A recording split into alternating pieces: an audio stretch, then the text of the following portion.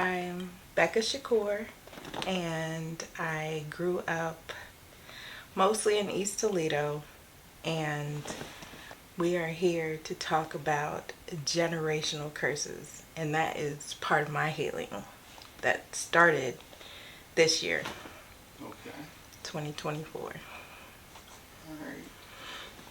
So, with that being said, from talking to you, I see that a thing that's a generational curse with you is sex. Yes. All right. So, what's your body count? My approximate is 4,500. Within Toledo, how many of them you thinking? Within Toledo, 4,545. Okay. It's, and a lot of them was with the music business or music scene? No, a lot was not with the music scene. It kind of came along with it because I've always loved music.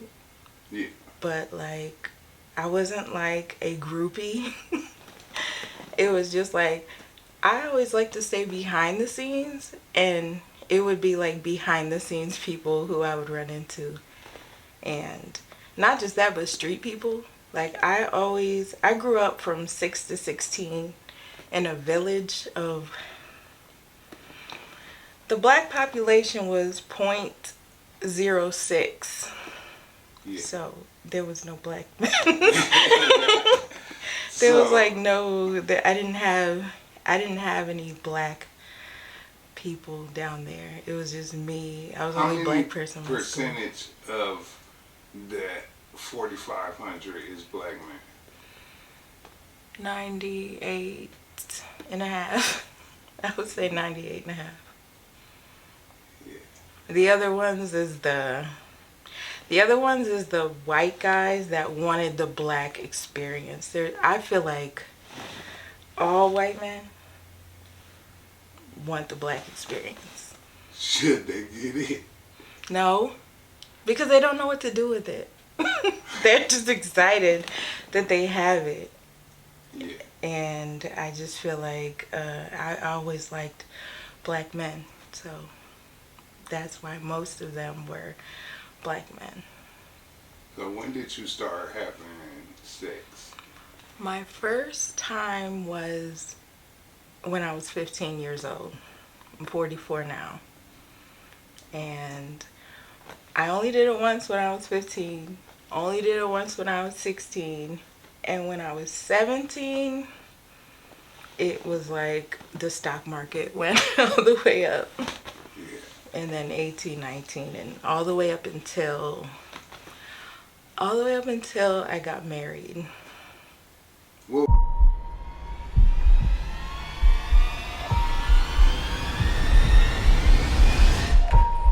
Don't sound like music to me. It sounds like murder. it's a studio.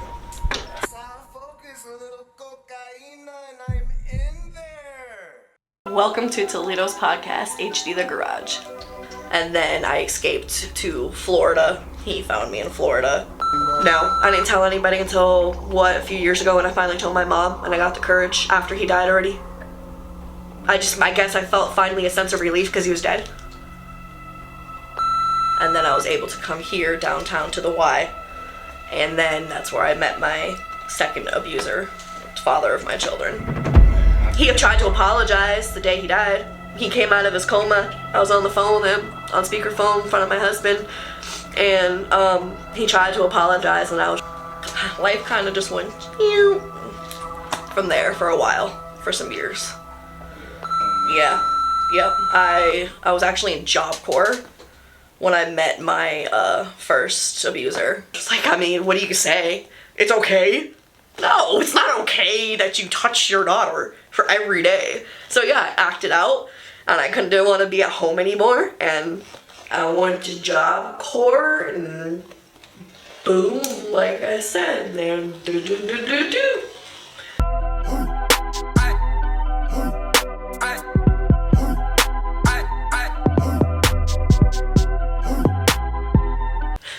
I guess my whole life has been nothing but sexual trauma. Yeah. And I've just always looked for someone to love me. Is it a thing of, like, do you want this every time? No, like it's a lot of it was a friendship, homie type thing, like friends. And then not only that, but Toledo, some of you men like to go behind men. Like some of you see your friend with this and want that. Like Yeah, you that's told how me that about ended up. your brother body count is what? My brothers, Yeah, like how many brothers you done been with? 12 sets. So that's 24 right there, just alone. Yeah. And I had to start my healing. I had to sit down and start writing down who I was sleeping with. Yeah. For me, like, and when I got to the brothers, being with all the alcohol that I drank, because I've been drunk with all of them. I was not sober with a lot of them. Like, Yeah. percentage wise, 99% of them I was drunk with. So is the liquor the thing that makes you be able to do it, or like It's a triple threat. It's alcohol, cigarettes, sex. do you know why? For me, if I'm drinking, I have to smoke cigarettes. But that's just how it always came together So with me.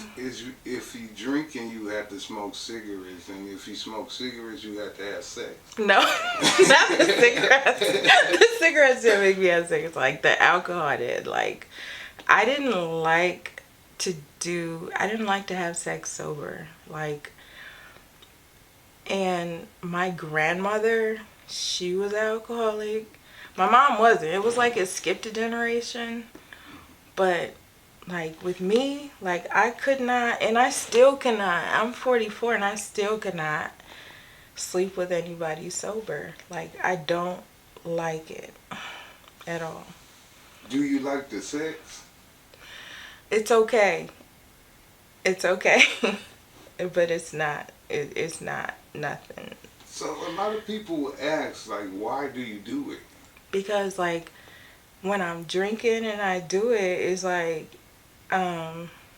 it's pleasurable, but I went through stages. I went through stages to where I don't care about my pleasure. It was me pleasing them, you know. Yeah. I always sought a type of validation with sex. I had a sexual addiction. And when I went to Texas, like I had to leave the city to take a look at, you know, how you look at things, how you step back. Like I had to step back 1,000 miles, you know. And I had found myself at a bar with my sister, and she said, "Oh, we're here to heal." And excuse me, we was sitting there, and I looked at her and I said, "I haven't even begun to heal. Like I haven't even started healing."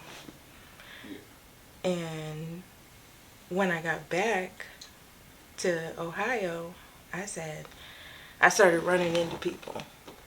I started having blasts from the past. Like, I started seeing people. Oh my God, I was at the Greyhound station when I was coming back. Seeing the guy that I had sex with. And but I keep seeing people. So it was like, I need to just write down these people and just like, because I don't know. To me, it's like a Twilight Zone to see all them. So it would be like, with that number of people, like you could be put in any scenario and be asked, like, have you had sex with them? Like, say this for instance. From watching The Garage, how many people have you had sex with that I've interviewed? 0. Okay. None of them. But remember, I said like friends of them. Like a friend of them, but not them. Yeah. You know. How many friends of the people that are? Friends and family. See, I don't know who some of them know, but Yeah. 2 that I know of. But still, it's just like, I didn't know you from anybody, and for that to be 2, it was like, it shouldn't be none, you know? Yeah. But, it was just like, and I never knew how it would come to that, because I'm like, to me, like, mediocre. And it took me to go to Stryker to know, like, men like mediocre chicks too. Like, I didn't know that. I thought they only went after them boss baddie whatevers. So in your mind, what do a boss baddie body count look like? See, that's what made me check myself, was because when they were saying theirs, they were saying like 35, 45. I know they lying. But even like 100 or 200, okay, I understand that. But mine was way above anybody who would care to admit it, And I think that's because you was people pleasing or man pleasing. For like, a lot of it. Be honest. Like, have you ever been in a relationship with somebody and been passed around throughout the friends or brothers? Yes. And like with that situation, how many people? I don't remember I don't remember one of them. Yeah. But the second one. So when somebody asks you a question, like automatically something popped up in the mind. What was the first thing popped in mind when I asked you that question? About 7. 7. Mm-hmm. And then the second one, probably the same number. What was the most men you've been with at once? Probably, I wish I knew, honestly, but I don't. Because that was a time when I was drinking and like using cocaine. So I would say about 8. But the most of them was one-on-one interactions. Wait, so this was like, so give me the scenario with the 8 men. With the 8 was like, they would come and they would have like, they would bring alcohol or coke, and they knew like that I was going to do it with him and a friend, but it turned into him just bringing a whole bunch, and I didn't know why. And I didn't care at the time either, back then. This was when I lived on Warren Street, so that's what happened there. Like, okay, so I done seen something like that. Yeah. But it was more or less them lining up. Was it like that? No, they was all in the same room. They was all in the same room both times.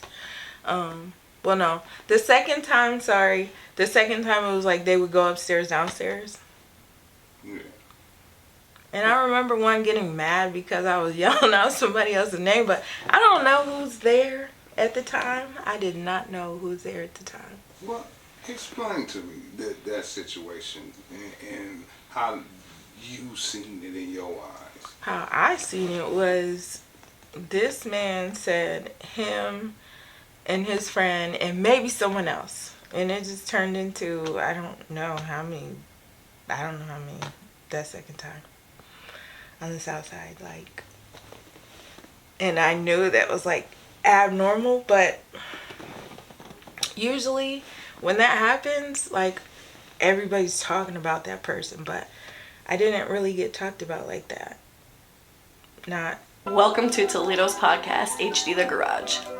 And then I escaped to Florida. He found me in Florida. No, I didn't tell anybody until, a few years ago when I finally told my mom and I got the courage after he died already. I guess I felt finally a sense of relief because he was dead. And then I was able to come here downtown to the Y. And then that's where I met my second abuser, father of my children. He had tried to apologize the day he died. He came out of his coma. I was on the phone with him, on speakerphone in front of my husband, and he tried to apologize, and life kind of just went from there for a while, for some years. Yeah, yep. I was actually in Job Corps when I met my first abuser. It's like, I mean, what do you say? It's okay? No, it's not okay that you touch your daughter for every day. So yeah, I acted out, and I didn't want to be at home anymore, and I went to Job Corps, and boom, like I said, then do.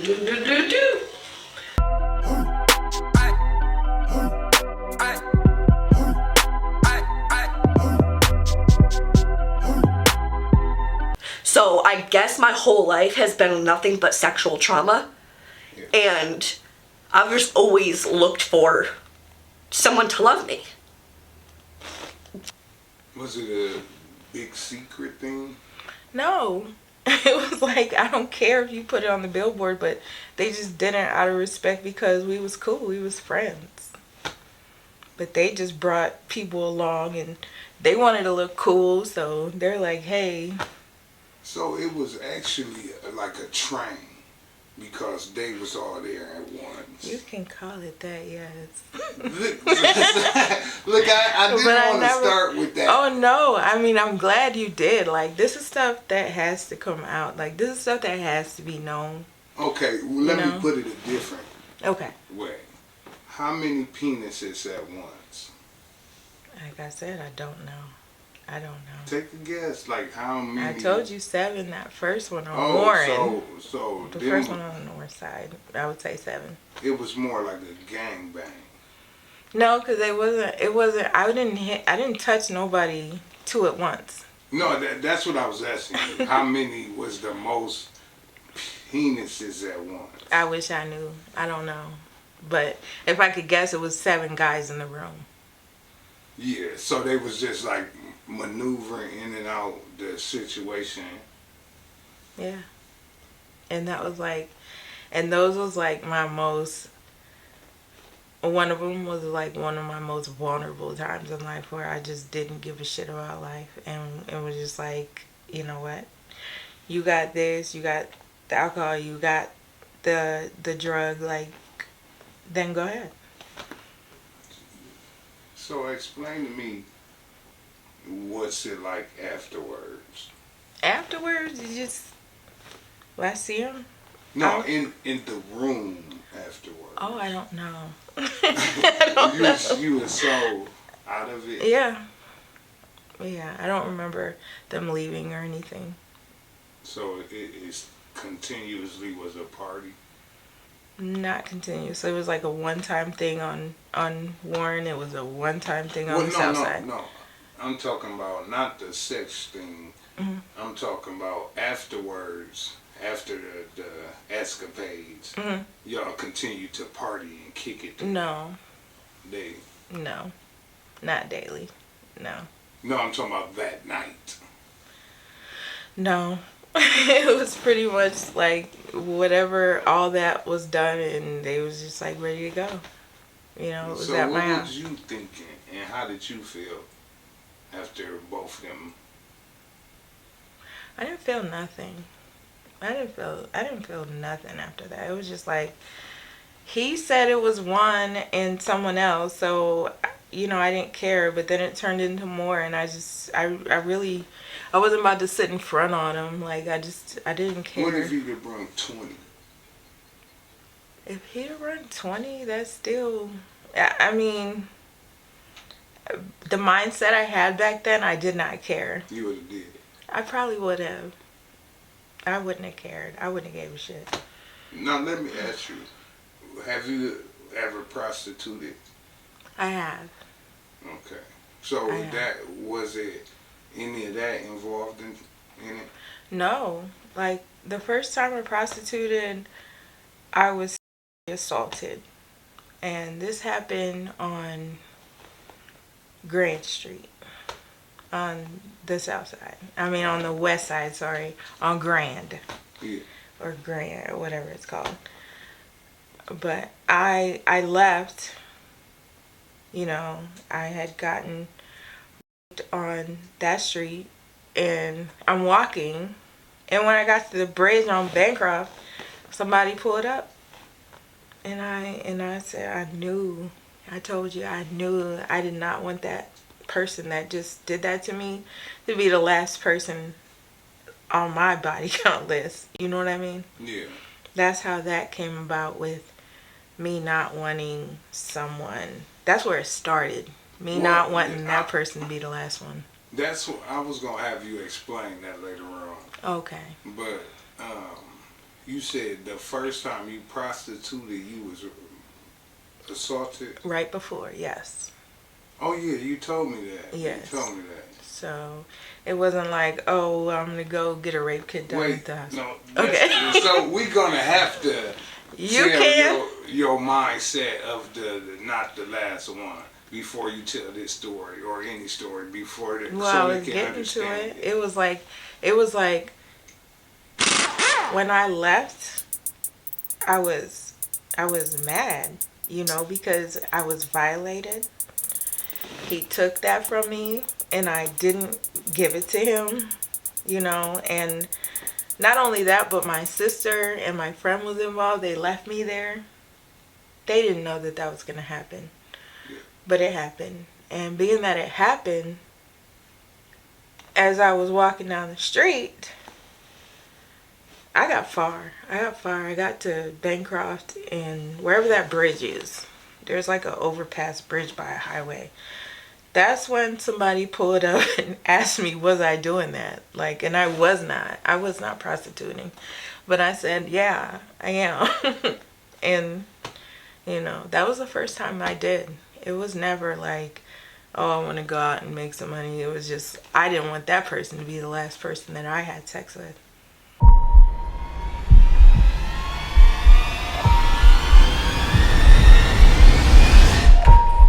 Don't sound like amusing to me. It sounded like murder. it's the studio. Sound focus, a little cocaine, and I'm in there. So, what did you do the first time with the John? The John, I had sex with him. Like oral or? No, I had sex with him with a condom. And then he wanted to pay me to have sex with him without a condom. Like, right after. What age was that? I was 17 years old. That was so 17. what? You wasn't scared? No, not at all. I just knew that I didn't want that person to be the last one that I had sex with. The person that sexually assaulted me, he was 15 and I was 17. Like, both of us lied about our age. So how old did you think the man that pulled up on you was? Oh, I knew he was like about 35. I knew he was 35, 40 years old. Yeah. That's a unique way of thinking. And he didn't care how old I was. I could have told him I was 17 and he wouldn't have cared. You know, because there was a guy that I met that knew that I went to Wade High School. He was going to meet me after I got out of school, take me to the bank and change his PIN number to my birthday and give me his bank card. Like, he didn't care. But I just so happened to not go to school that day. Because my niece was at the house and we was babysitting her. And but that didn't sound too good to be true to you? No, because I knew that, you know, if he was full of shit, then he was full of shit. At the time, I didn't care. I just used to be outside doing what I do. But I never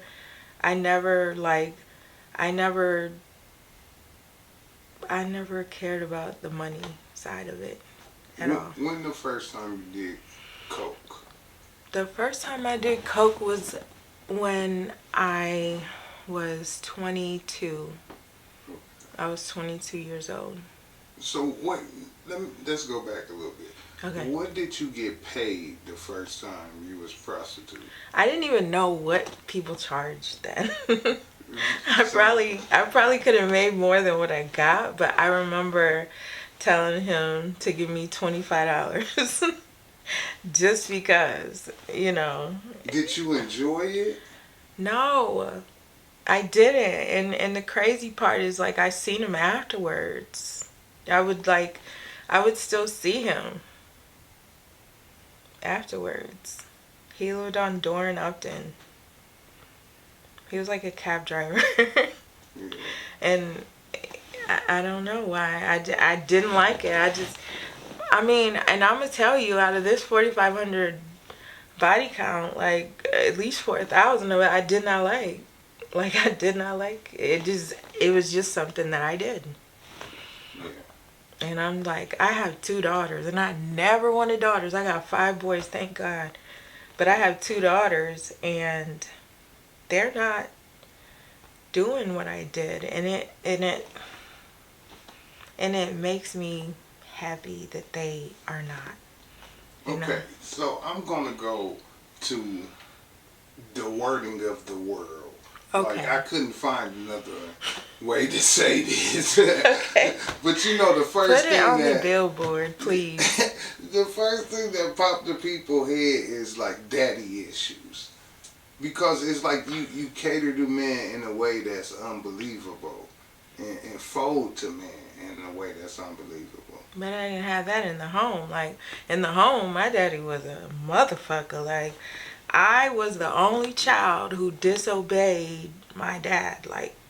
I'll call my daddy a bitch and catch a whooping for it. But I always had loyalty to my mother because he would come beat on her, and I was the only one who could stand up to him and tell him, you know, that's fucked up, or fuck you, you're stupid, you know. And I was a little kid saying this. Well, so that would be daddy issues. So now you please other men. But you would think that I would grow up and be a lesbian or something. Like, I don't like women. I went through a lot of men. I'm talking about you're pleasing men in the weirdest way. Mm-hmm. Because, like, You know, it is no coincidence that you are now rocking with the garage. I told them put me in rotation. I'm trying to take it there. I've been hearing all these stories about a garage and a chair. I told them put me in rotation. He capping, it's the truth. I was locked up with Lil Buddy. He be turfing, that's on loop. I told her put me in rotation. Northwest Ohio's premier music platform. I told her put me in rotation. Welcome to the hot chair. Hey, what's up? This your boy Ron Gotti. Yo, it's She Speaks. What's up, everybody? This is Tempest Van Gogh. What's up, y'all? This is Victory the Vocalist. Yo, what's up? It's your boy Tracy the Rare Breed. Hi, I'm Future Davis. is this still recording?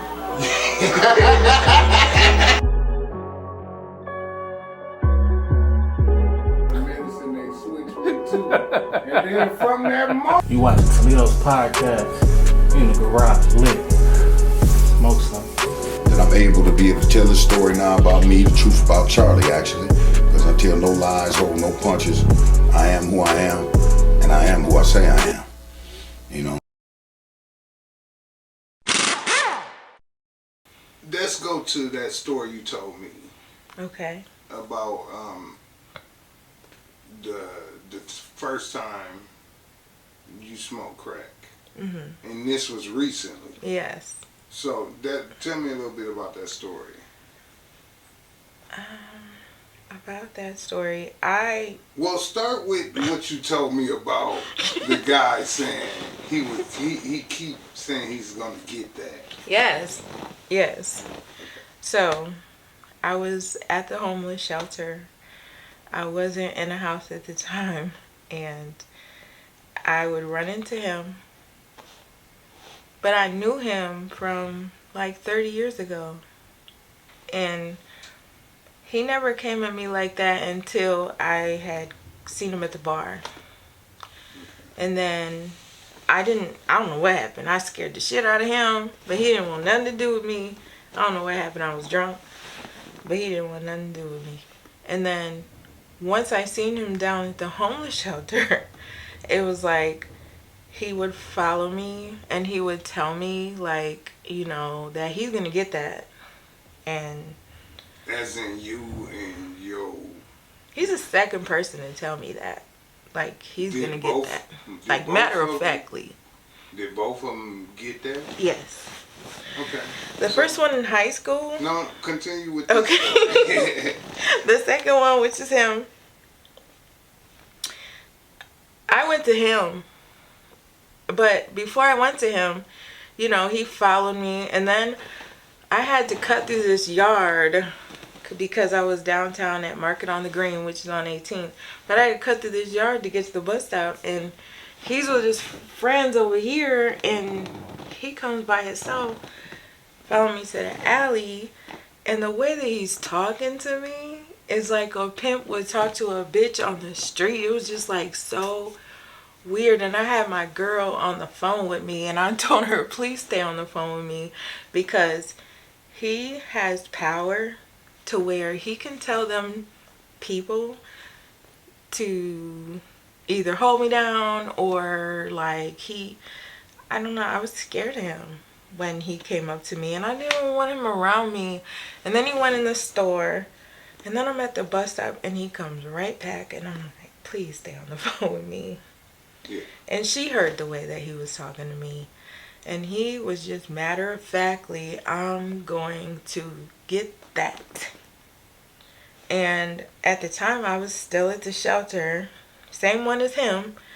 And that day, I had went to Cleveland and I came back. And I told you, I did not want the dude from Cleveland to be the last person that I slept with. So I went to dude and I told him to you know, I went with the mentality, let's get this over with, because he's going to keep sweating me. Mentality was, let's just do it and get out the way. Maybe he'll leave me the fuck alone. But at the same time, I didn't want that dude from Cleveland to be the last one. Yeah. So it was like, you know, I don't know how or why, I just allow people to talk to me sideways and crazy, because usually I don't go for it. But I don't understand how that get them sex. How does it get him sex? Because that's what he was after. He was after that. Like, he was adamant that he was going to get it. And being that I knew him that long, it was just like, I don't know. It was just like, get it out the way. Like, yeah. Go ahead. I was in a down, vulnerable mental state to where I was just like, go the fuck ahead. I don't care. You know? Yeah. So that's what happened with that. So, you didn't drink. You drink, but you hadn't had a drink in a while. Mm-hmm. And you never smoked crack. No, I did 24 shots that day with him. And then not with him, but I drank it myself. Yeah, to get ready. Yeah. I would say yeah. But I was also like mentally going through it because I couldn't speak to my son. So to me, that's like self-destruction on myself. So it was like, you know, I want to be inebriated to where I just don't give a fuck. And while I'm at it, let this motherfucker get that shit over with, please. Like, to me, it was like, because I went 9 months when I was in Texas. I went 9 months without touching anything. I was trying to, you know, work on myself, but to me, it ain't working. And this was the first time from the 9 months that you... No, the Cleveland was the first time. Yeah. I came back like, nope, I don't want that nigga to be... Nope. Yeah. I knew that the Cleveland guy would get me to where I can start having sex again. But I didn't know that it would like cycle around to where I'm gonna have that. Remember that you said, I don't know where that one after another, like I don't know where that came from. I had to, like, I don't want that person to be the last one. You know?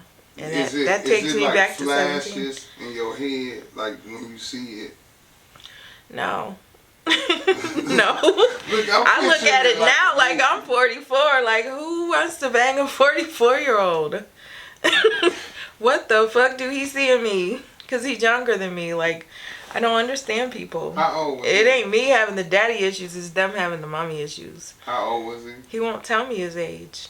I don't know his age. Well, talk about that situation, because like you was telling me like the Cleveland situation, and then you said that his baby mama had passed away. She died, yes. So explain that situation. I thought that she passed away a long time ago. Like, I didn't know that when I got there on a Sunday. Her funeral was on that Tuesday. I didn't know that. So he sent for you to have, with knowing he was having sex. Yeah, he sent for me. He had a mouthpiece like, oh, I don't want you in the shelter, blah, blah, blah. Bitch, he did. He just wanted his whatever. Like, how do you equate that to healing you? Like, I didn't know that. Like, I felt like, damn, like, I'm here and he's at his baby mama's funeral. Yeah. So that really had me to where, like, he didn't even tell me. He was just like, you know, I wanted you to come. Like, he didn't say nothing about her funeral till I got there. Yeah. So that kind of pissed me off to where I didn't have contact with him. So the more contact I didn't have with him was, to me... You said he didn't want to let you out the room. No. I didn't go anywhere from the time I was there till the time I left. And how many times did y'all have sex? I would say it was every day. So, and it wasn't even all sex. Like, he wanted oral sex mostly. That was like from the jump as soon as I got in there. Off the bus?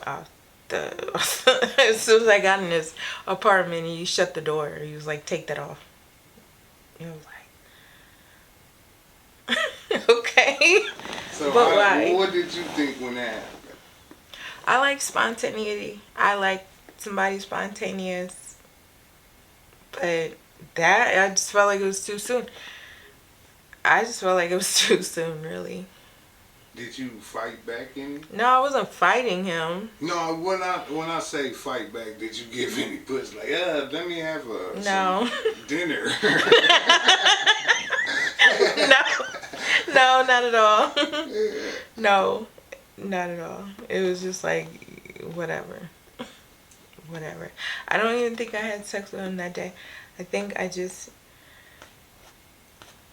What word do you want me to say? I just gave him head that day. How many times that day?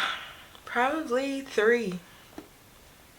Probably 3 that day. It was every day that he wanted that.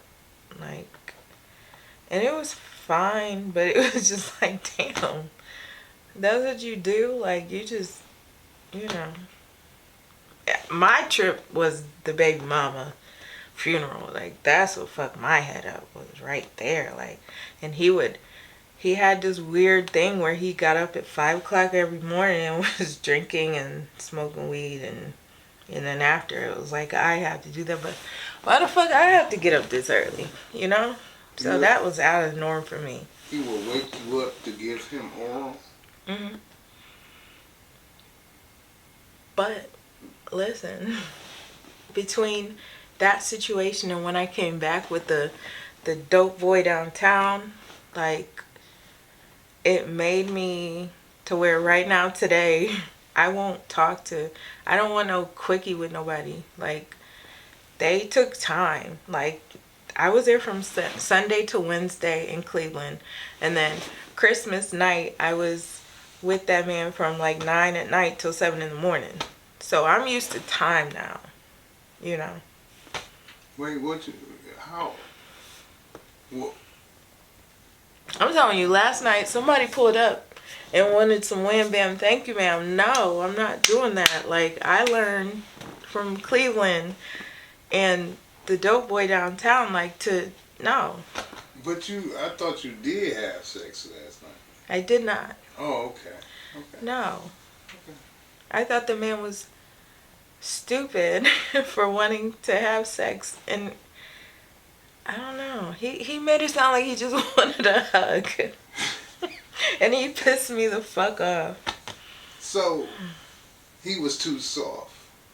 Last night? Yeah. No, he was too sudden. He was way too sudden. Like, I need to know somebody. Like, all these people that I slept with, I know. Or at least they took the time to talk to me. I didn't just feel cheap. But that's over the internet, though. What is? That you talked to them. The man in Cleveland you had never met. But a lot of them that I hooked up with, I met. Like, you know how they used to have a chat line? But I'm saying you never met the man in person in Cleveland. No. Okay. But, you know, he talked a good game. And he said that he didn't was any want of me his to game true? Yeah. Okay. Yeah. And he put his hands on me the first day. Like, that shit shocked the fuck out of me. Wait, so... Like, he smacked me. And then I talked about it on my camera, like this nigga slapped me, like, and he just had he was like he just, like, did the illustration, like, I'll slap the shit out of you, like, you just met me. Was it an arguing situation? Mm-mm. So No. he just slapped you for slapping you? Mm-hmm. So he was grooming you? I think that he just wanted to know how I would react to it. Like, he knows. He was grooming you. He has a Napoleon complex. He has a little man complex. Because I'm used to talking to, like, tall people. I'm not used to talking to little bro like him or the dude downtown. They like the same height. And they act the same. And that comes from their height. Like, I go by heights. All right, from talking to you, Mm-hmm. it seems like you like aggression when it comes to sex. I'm used to it because my daddy used to hit my mama. But I also hated that shit because when I came down to me getting married, I was faithful for 4.5 years. All right, let's get something out the way. Okay. Your father never messed with you? No. Okay. My father hates me. My father hates my guts because I look like him and I talk shit to him. Like, he knows I don't respect him. And that shit, to this day, still carries with him. So...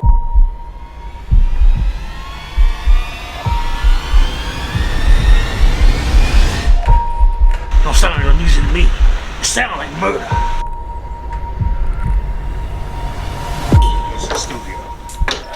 Focus, a little cocaine, and I'm in there. And that was because he put his hands on your mom. Yeah. Like, I always stood up for her. I would call him stupid. Like, I was young and was fucked up for saying it. But you know what? My sisters always looked at me like, what the fuck are you saying to him? You know? You ain't never asked yourself why? Why I did what I did? With sex, how it's such a... I knew where it came from. Like, it came from being called ugly and being rejected. It came from that. I don't feel like any other racism that I had to deal with ever was a factor in it. Because when I came up here, my first boyfriend was white. But I did not have sex with him. I did not. And you know what? I messed with a couple people. And I didn't have sex with them, but enough to say, hey, I was touching on this boy. Yeah. But my stupid ass, I'm not street smart whatsoever. I'm coming from the country, so I didn't know. And I'm telling him what happened, and I'm dumb for that. But at least I'm open and honest. And, you know, I didn't sleep with the white boy until I found out, like, he cheated on me. Like, it took that to be, like, some vengeful, crazy shit. To sleep with him? Yeah. When he cheated on you? Yeah. You slept with him? Yeah, because I hated her. I didn't like her. She would like parade like she was sweet in high school. He was your boyfriend. I know, but he lied also. Like, he lied while we're living far away. Like, he not gonna be the narcissist to blame it on him for my hoish ways, but he has a lot to do with it, you know, because he cheated on me. So I took that. That's kind of But I already had issues. Yeah. You use sex as a weapon. Do you see it as a weapon? I see it as a addiction more than a weapon. Yeah. Because humans sometimes y'all just want to do it and just be done. And I was the same way. So I just saw it like I was like a tomboy until Miss Trina came out. So I always looked at it like I'm just doing what guys do. Who is Miss Trina? Trina. Oh, rapper. Rapper? Yeah, you know how you and what's her name? You and She Speaks was talking about hoe music. Yeah. So it gave you that was when I turned 17 and went, but wow, when Miss Trina came out. Yes. Yeah. Yeah, that changed. Plus, there was this man who said, because I always had this and this. I always had an afro and glasses. And he said, if I did something with my hair and I took off these glasses, I would be beautiful. And I was so used to, you gotta understand, I was so used to hearing like that I was ugly. Or I never was looked at by guys. And then like, once I dressed a certain way and it was just like, I'm going to do. I'm not like the sky was the limit. Yeah. That's how I looked at it. This is what I'm doing. Yeah. This is what. I never was young like, oh, I want a body count of 4,500, but it was just like once I started hearing other people's, I knew that mine was like off, and I knew that I was messing with people that I shouldn't have messed with. You know, people's brothers, people's daddies, people's cousins, people in the same crew, too. 2 daddies. 2 daddies. Do the sons know? Sorry, 3 daddies. 3 daddies. Do the sons know? No. Mm. They don't know.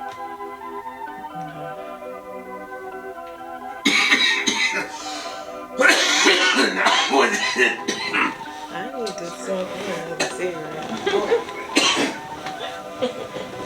And then there was like a guy, at the time I felt like was out of my league, like was too good for me, you know what I mean?